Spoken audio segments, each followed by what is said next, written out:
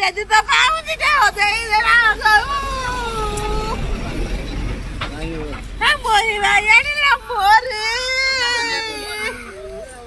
ମୋର ଧନ ସମ୍ପତ୍ତି ମୋର ଆମକୁ କେତେ ବାସୁରି ରହିବି ଲୋ ବାସୁରି ଧନ ମୋର ଧନକୁ ମାରିଦେଲା ସଦାଳେ କହିଲା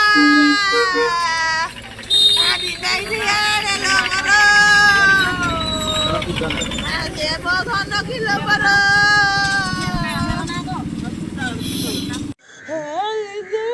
ବାଡ଼ିଆ ମାରା କରନ୍ତି ଯୌତୁକ ପାଇଁ ପଠେଇଲେ ଗାଡ଼ି ପାଇଁ ପଠେଇଲେ ଆମେ ନିରୀହ ଲୋକ ଆମ ଗରିବ ଲୋକ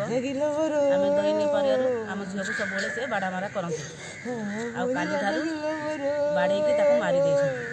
କିନ୍ତୁ ଆମେ ଥାନାରେ ବସିଛୁ ଆମ କଥା କେହି ବୁଝୁନାହାନ୍ତି ଆମେ କାଲିଠାରୁ ବସିଛୁ। ମୁଁ ଝିଅର ବଡ଼ ମା ହେବି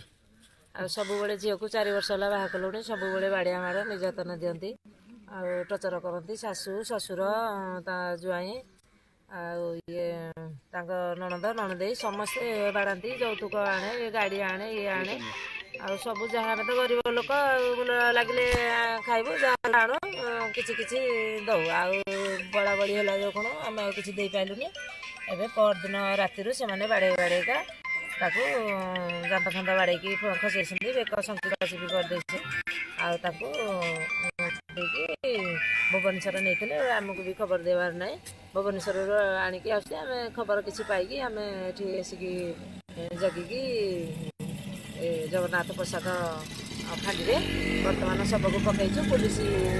ଫତେଗଡ଼ ଥାନାରେ ଦେଲେ ପୋଲିସ ବି କିଛି ପଦକ୍ଷେପ ପର୍ଯ୍ୟନ୍ତ ନେଇନାହିଁ ଆମକୁ ଓଲଟା ଧମକ